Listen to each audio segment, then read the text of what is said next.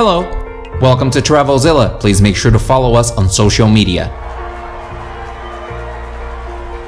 Previously on Travelzilla, we spent an entire day exploring the incredible Cathedral of St. Mary of the Flowers, from the incredible paintings on the inside to the amazing marble work covering the exterior of the church. Then we've climbed all the way to the top of the dome, but before that even, we've climbed all the way to the top of the bell tower, which is world famous for some iconic views and pictures. So what's next? The Uffizi Gallery. Let's go!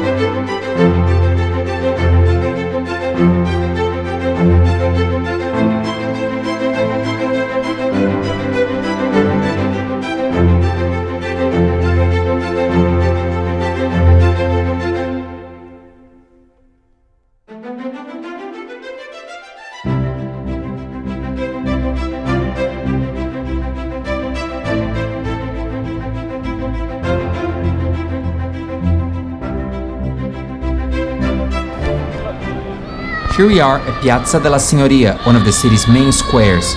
It was named after the Palazzo della Signoria, also called Palazzo Vecchio, which is the iconic building right in front of me, the one that looks like a castle.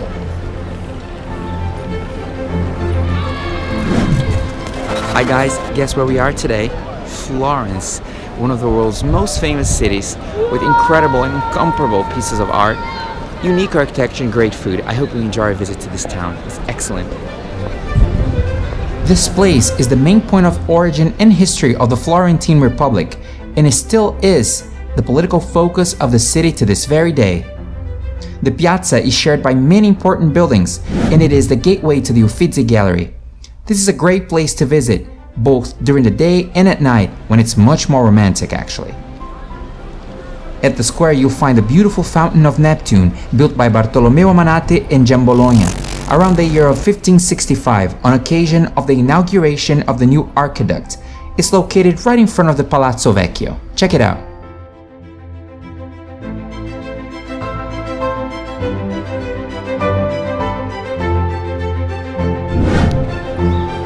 Hi everybody, guess where we are today? We're in Florence. This city is so exciting. There's art everywhere, world-renowned famous pieces of art, and look at this. An open-air museum, isn't it great? I love this place. Great food, great art, great architecture. It's Italy. Welcome to Firenze. What I just referred to as an open-air museum is actually called Loggia dei Lanzi or Loggia della Signoria. It's located at the corner in front of the Palazzo Vecchio and adjacent to the Uffizi Gallery. It consists of white arches open to the street and filled with great art. It was built between 1376 and 1382 by Cione and Talenti. The lively construction of the loggia contrasts with the severe architecture of the Palazzo Vecchio. At night, it's just as stunning as it is during the day. It's awesome, guys. The loggia is a unique example of an open-air sculpture gallery containing antique and Renaissance art. Oh, and I forgot to say it's totally free. That's incredible, isn't it? With the creation of the Great Duchy of Tuscany, the loggia became an expression of the power of the Medici family at the time.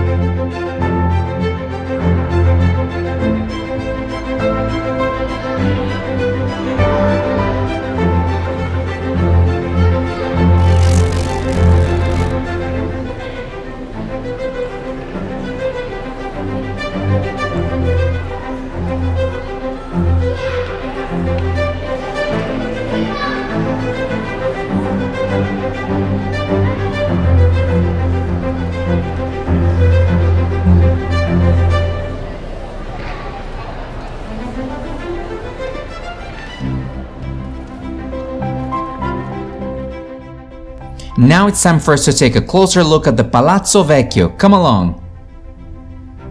The Palazzo Vecchio, or Old Palace, is the town hall of the city of Florence.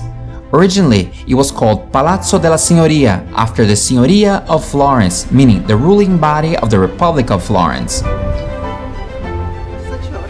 It was given many other names, such as Palazzo del Popolo, Palazzo Ducale, or Palazzo dei Priori, depending on the use the palace had at a certain given time in history. The interior of the palace is exquisite, with very intricate frescoes and sculpted columns all over. Between 1550 and 65, Vasari renovated the palace and changed its interior to adapt to its new use as the head of the government. The courtyard owes its elegant structure to the second half of the 15th century. You can tour the courtyard as well as many other rooms and floors of the palace.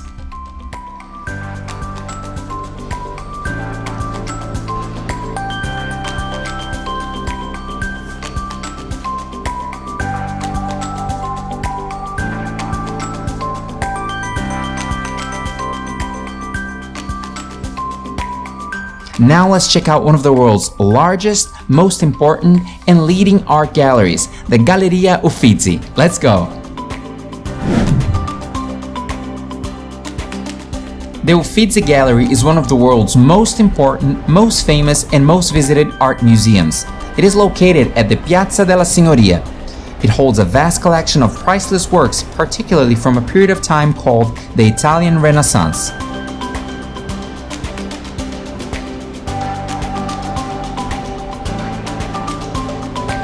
The building of Uffizi was begun by Giorgio Vasari in 1560 for Cosimo de' Medici to accommodate the offices of the Florentine magistrates. Uffizi means offices, get it? It's huge! This is the most visited museum in Italy today. Its collections of art came after the ruling house of the Medici died out, and their art collections were given as a gift to the city of Florence. The Uffizi is one of the world's oldest museums, for it had been open to visitors by request since the 16th century, and in 1765 it was officially open to the public. Here is one of the most famous pieces at the Uffizi, and of the entire Italian Renaissance, the portrait of the Duke and Duchess of Urbino by Piero della Francesca.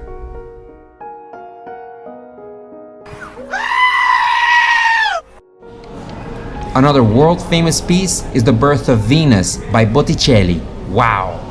This is so amazing. I can't believe I'm here, you guys.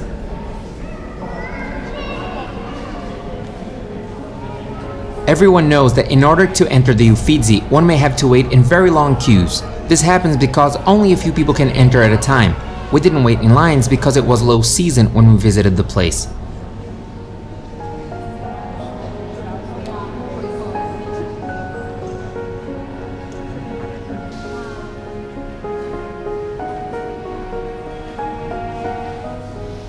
Now it's time to visit the world-famous Tribuna degli Uffizi. Check this out! The Tribuna is an architectural gem of the 16th century designed by Bernardo Buontalenti. It's a space different in shape, decorations, and use from anything that has come before it. It's an octagonal room with really high walls projected to house some of the museum's most important pieces that used to belong to the Medici family. That includes paintings, statues, rock crystal, and semi-precious stones, so on and so forth. The collection is huge.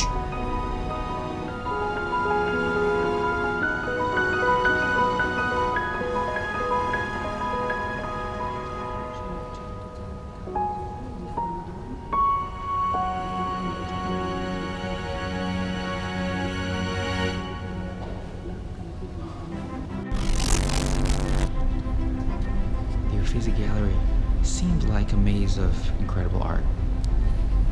If you want to plan ahead and avoid lines, you can, for a small fee of course. Tickets can be delivered to you by email, so you can access on your smartphone as well.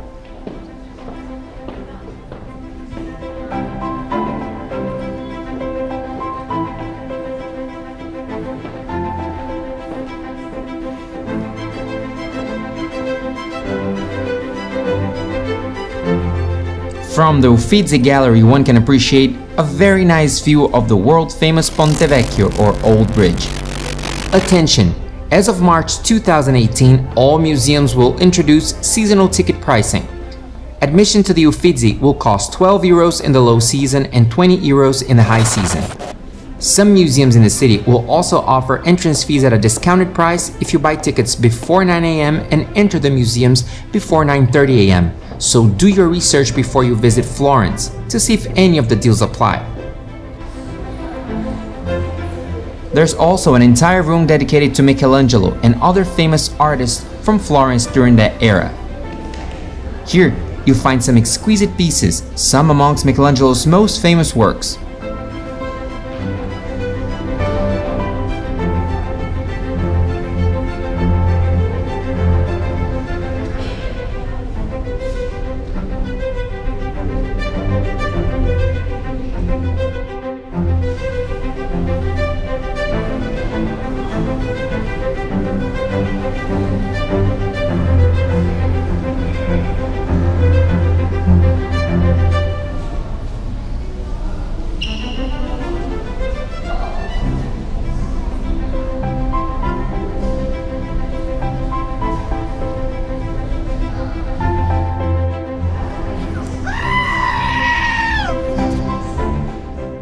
You can also appreciate some paintings by the great Leonardo da Vinci.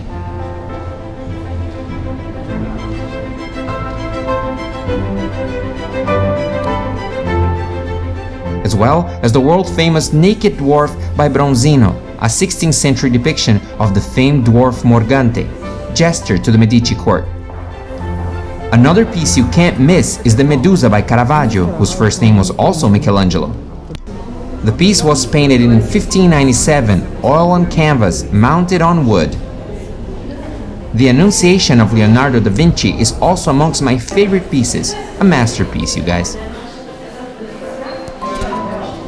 The museum also offers an exquisite collection of medieval art, including various pieces by world-renowned artists such as Giotto, who created pieces here in the 1300s that are beautifully displayed.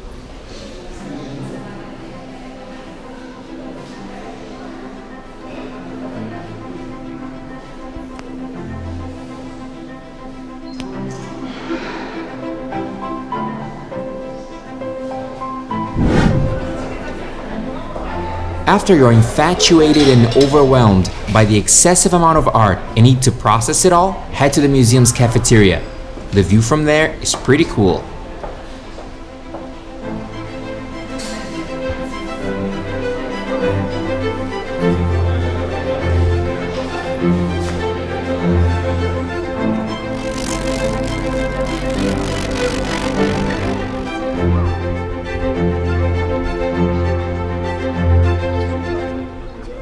After so much walking, I decided to go back to the Duomo at night to check it out for like the 11th time. So pretty.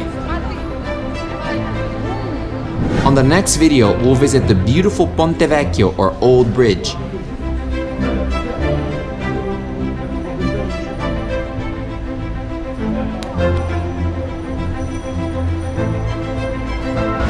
Then we'll head to Milan, where we'll visit one of the world's prettiest churches.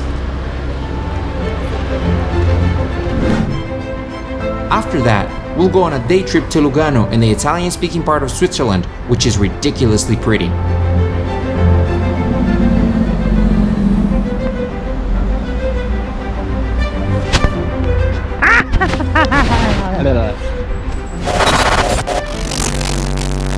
But before it all, we'll check out Michelangelo's David at the Galleria dell'Accademia.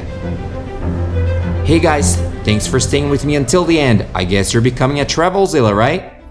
Don't forget to drop a like, leave a comment and subscribe.